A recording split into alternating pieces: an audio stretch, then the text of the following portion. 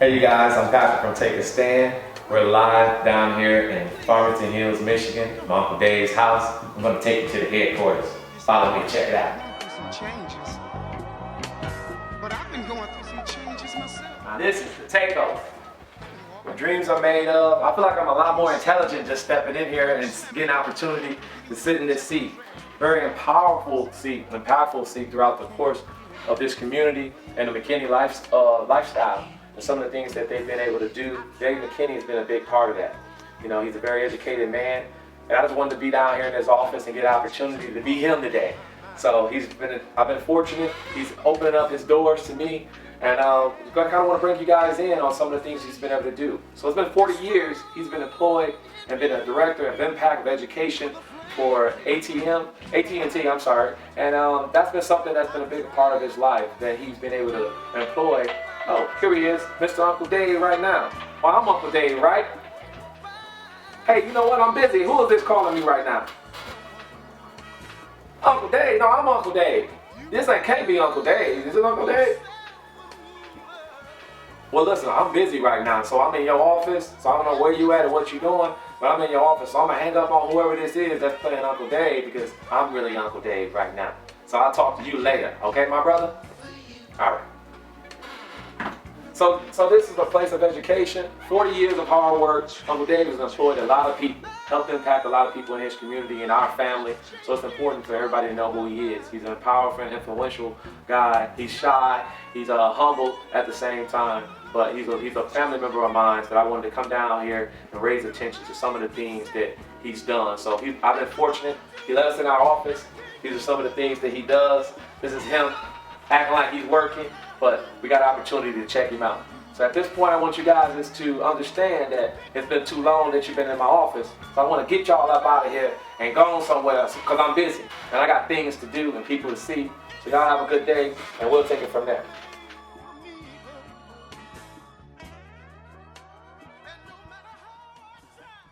So what are the chances of you still coming? I mean, alligators, is that going to scare you away? Well, actually, we're looking more. We're gonna be like folks that comes from the north in the wintertime. Mm-hmm. Snowbirds. Transplants. No, snowbirds. That's we 6 only months gonna, on, we only 6 gonna months be there. off?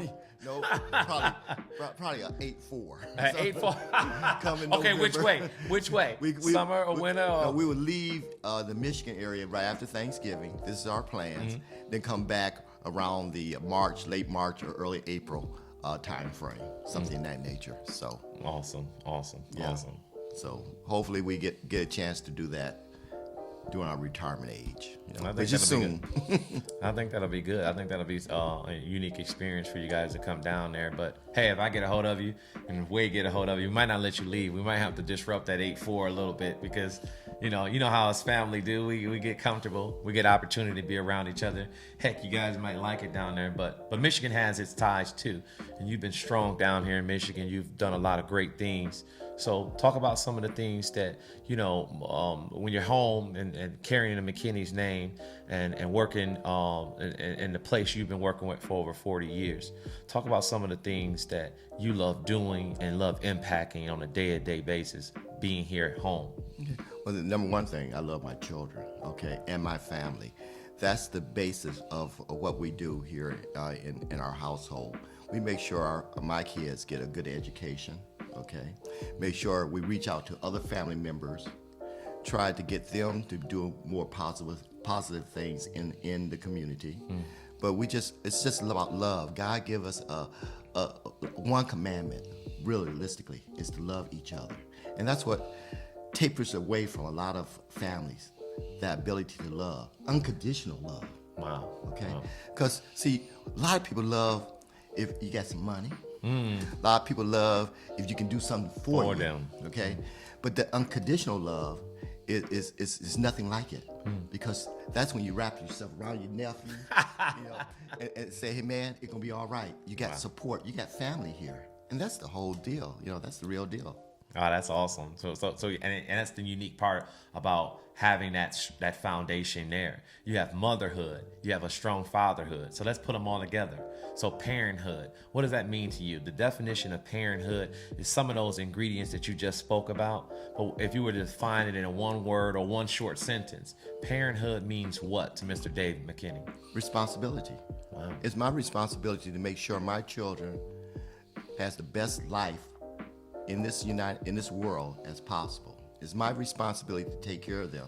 And that's what's lacking, especially in the black communities today, is being responsible for your children, okay? It's easy, what they say, it's easy to be a sperm donor, but it's different than being a dad, being a father, being there 24/7. Wow. It's a factor people don't realize. It's not just your responsibility, it's your duty, okay, to support and be there for your children. Awesome. Okay? And it's a sin. To me, it's a sin. If you don't be there for your kids, what is that saying about you as a parent or as a father? Yeah, that's strong. That's strong. I mean, yeah, I think that having a foundation at home, I mean, it sets a foundation for the kids, and the kids that are in our generations and the generations to come have not only the format for success. It's important for all the things that you've done, the greatness and the blood, sweat, and tears that you've been able to endure, and the doors that you have opened up. But when you have the motherhood, you have the fatherhood, and put those two together, the parenthood together, and you're able to impact, like you said, you're going to be able to look yourself as a parent in the mirror and be able to love what you see, because you've been responsible, as you just said. Well, it gives me joy in my heart, okay, to see the kids develop and do more positive things. And it's just a joyful feeling when I see young folks getting together in one accord, doing things, not out there gang banging or all that other nonsense, but out there trying to make a difference, okay? Because it's hard enough to be a black African-American male or female in the United States today. Wow. But it's another thing if you don't have that support factor. It's so important. It's so important. People don't realize how important that is, okay? I'm around white people all day, okay? And I can see the difference as they raise their kids than African Americans raise their children. I've known white people, and they tell me, this is a factor, that they will go in debt to give their kids a good education. They will go in serious debt for their generation after them, or their generation after that, to be successful. Wow. But blacks, for some reason, we have a selfish spirit. It's about us, okay? And we got to change that. Now, what does that stem from? In your opinion, what does that stem from? I mean, is that something that is that something that hereditary that we've always been, or has that come in the last 5 minutes, 5 years, or 500 years? I think it goes back even to slavery days, the separation of families. The slave owners come into Africa, take you away from your family, divide your family. Same thing when in the early, late 1800s or mid 1800s, you didn't have any say so about your family. You go wherever masters say. So it stems from that over the years, okay? And, we just have to grow. We just have to just like you and Wade go out there and do a lot of stuff now for a lot of families. And that's the key, doing for each other. If I'm a kid right now listening to this this interview, me and you talking, and I'm struggling, I'm that kid, I'm that quintessential kid right now that's lost. What can I do within listening to some of your experiences to find hope or find the right guidance to set myself on the right track? What is something that I can do being a lost child or a lost woman, a lost man at this point in time in my life, whether I'm 5 years old or 25 years old? What is one of the first initial things I can do to get the ball rolling and achieve some of the successes, and break down those barriers and doors that I need to do to set a pace for my generations to come? It's education. Everything stems from education. Learn as much, be inquisitive, learn as much as you can, get the right mentors around you, get the right folks. See, you can go out and you can go around nonsense all day long, and you can follow that nonsense. But what you got to do as a young person, get hold of somebody like a Patrick Reynolds or a Dwayne Wade Sr. There are a lot of mentors out there. It's tremendous, a lot of mentors out there. And you got to seek out the right people. And education, read as much as you can. It's always up here, okay? That's one thing they can't take away from you. They can take some of your abilities away from you, your skills, your sports abilities. But what you got up here, that's yours. That's a God gift. Wow. And that provides a balance. I mean, if they have those resources, those tools, or that type of guidance, that mentorship, that's going to be able to help them take the necessary steps in moving forward. But if you can educate yourself, through that process. Some people don't know the definition of education. They think education is 5 to 18, then they stop, or 18 to 22. When do you feel like it's a good time, or is there a good time to stop educating yourself? Well, I always feel every day that you can breathe, you should learn something. Every day, and teach other folks. Okay, I always thinking this way: you can learn from anybody. You go around, you listen to folks. Listen, everybody want to chat all the time. Listen, and then you can learn from listening. That's incredible. I mean, we all have experiences. We've listened to some of our teachers and mentorships. I mean, heck, substitute teachers in school. Explain a unique experience that you might have had where you listened to someone that maybe somebody else wouldn't have listened to categorically. When was there a time in your life that you listened to someone and you held on to something they said, or they reached you, either good or bad, but you hung on to that experience and it molded you or made you better? Well, we have strong family ties in our family, and my brothers and sisters, they always stress education, and they always had support, have my back throughout the years. So I can say I've listened to my brothers and sisters, and my dad. My dad was an 8th grade education, very wise man.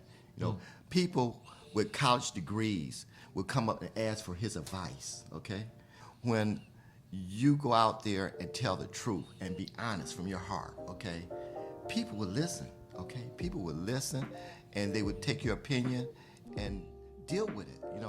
When I say take your opinion and deal with it, honestly, there's a lot of smart people out there that, needs that kind of guidance, okay? Because, see, so many people is full of mess, okay?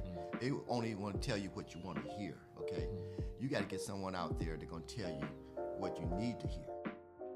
Yeah, I think this impact, if someone was to ever get an opportunity to check this out, what we're talking about today, I think that it will draw us closer together. I think that at today, the line in the sand has been drawn, and it's important for us to, take a stand and be more open-minded to working together. I think that's the hardest struggle that you find, like you were just defining, is that we struggle with working together. Yeah, well, now, also communications. You got to talk to each other, okay? It's an old thing, an old saying that, if you don't talk to each other and let each other know what's going on, it's so much secrets. Everybody want to keep secrets, okay? Oh, well, that's not my son, or that's not this, or it was over my pay grade. Things of that nature, okay? But communication is the key, okay? You got to let someone know that they love each other, okay? Let somebody know that you're there for them, okay? Right. There's got to be open. You got to be open, and a lot, and people are just so they're stuck in their ways, and they love just keep secrets from each other, and that's not a good way to build a foundation of love for anyone, you know. No, I totally agree. I think that's what I think that's one of the key elements that a lot of generations have skipped. They missed that loving. We're afraid of love. But I tell you what, you know, Mr. Dave McKinney, I enjoyed this time. You've just been Take a Stand. I am Patrick Reynolds, and what we're gonna do is have a little fun. But between all of that, Patrick Reynolds and Dave McKinney, there's love. And I'm Patrick Love Reynolds, and I wanted you to know that, man. I love you. I appreciate you letting me into your doors. And we finna have a little playtime, so come check us out over here, you guys. Love you too, now. So fatherhood, Uncle Dave. Fatherhood. What does that mean to you? I mean, you raised 2 twin childs, you know, a boy and a girl. You hear a lot of people talking about some of the challenges today that they go through. But fatherhood for you, what does that mean to you? And how do you feel responsible being a dad and raising 2 educated children like you did? Well, actually, I have still 3 children. My oldest daughter, Rhonda, probably was the most challenging one. And when she was 9 years old, I took on the responsibility of raising her by myself. Now, that's a situation. Raising the 2 twins was a piece of cake. I have a loving wife. She's there 100% of the time. But when I was raising LaRonda by myself, well, my sister helped me somewhat too. But and she was sometimes she was a difficult child to raise. Okay, say it in a mild mannered way. But I saw something in her, and I did not give up. See, a lot of folks, oh man, he or she not turned out the way I wanted her to turn out, and they book. Right. Okay, but me, I say I saw something in her, and I can say today, she's a loving, beautiful, 43-year-old young lady. Wow. Okay, but with the twins, man, the twins are a piece of cake. Piece of cake. They were a piece of cake. What made them a piece of cake? Now tell all. Now what made them a piece of cake? Well, first it comes with the family that they come from. Okay, they are McKinneys. Okay, my wife is a white. And it's a loving, spiritual family. My wife is a very spiritual person. Okay? That's Anita. That's Anita White McKinney now. Yeah. So, and she's there, you know, we raised them together, you know, and it was just, the kids never gave us a problem.